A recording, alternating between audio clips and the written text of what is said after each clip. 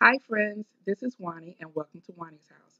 And welcome to day 3 of my 12 Days of Christmas series. If you've missed days 1 and 2, I will make sure that I link them in the iCard above as well as in the description box below. So, guys, today we are going to decorate my mantle in my living room. Remember, my theme is Oh Dear, and we're going to start from the beginning. So here's my garland that I have flocked. I've also placed 2 DIY bows at each end of the garland, and I have them with tails hanging below.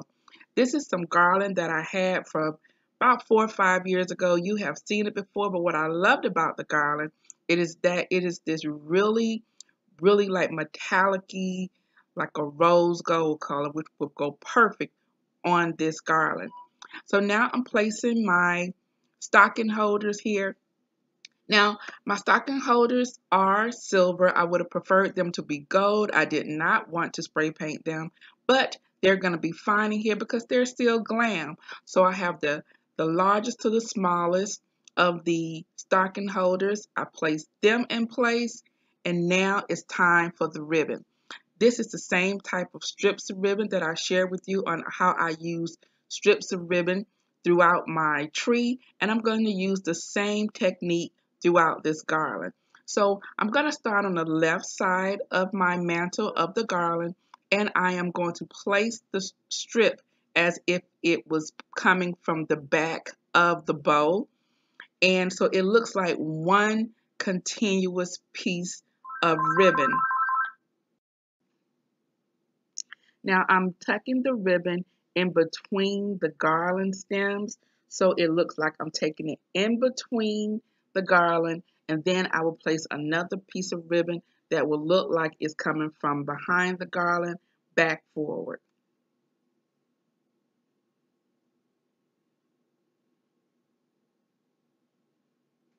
Now notice how I kind of turn the ribbon a little bit. This gives it the illusion that it's coming from inside the garland.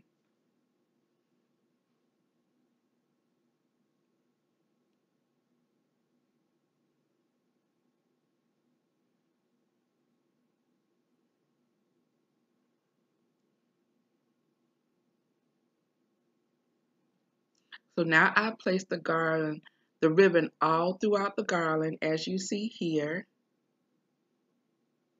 and how it goes from front to back and from back to the bow.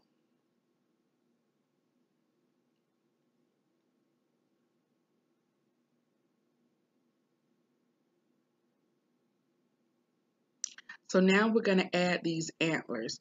I love these gold antlers, and I think they go perfectly with my theme here. So we're going to place the steer antlers into the thickest part of the garland. That way it can be very secure because we have other ornaments to put in here, and we don't want these antlers to kind of topple over.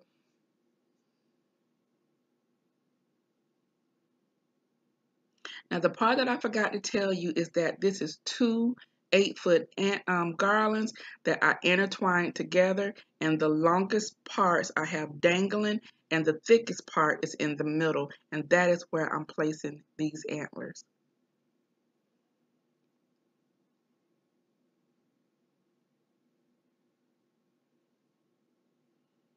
Okay, so now we have the balls. I am using the same colored balls that I'm using in my tree so that all will coordinate, and I'm using these beautiful rust colored balls as well as some gold ornaments, and then I will use some rose goldish type ornaments and some gold, and some of my ornaments are sparkly and some of them are like matte. Now, I love to have drama to my trees. If you look at any of my old videos in which I decorate the mantle, I'm always having something dangling off the mantle. I think that is very dramatic. And when I saw these long pine stems at Michael's, I had to get them. So I purchased the stems, and I'm just placing them once again on the ends of my mantle in between the thickest part at the bottom of the garland. and I am just going to arrange all of the dangling pieces so they kind of just fall gracefully.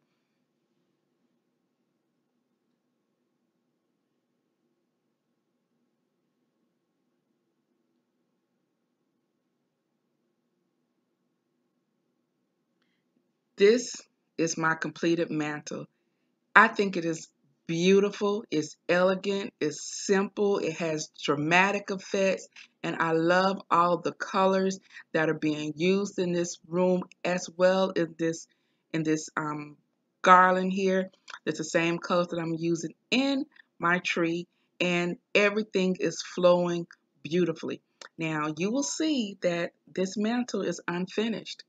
That's because I have not placed the stockings here.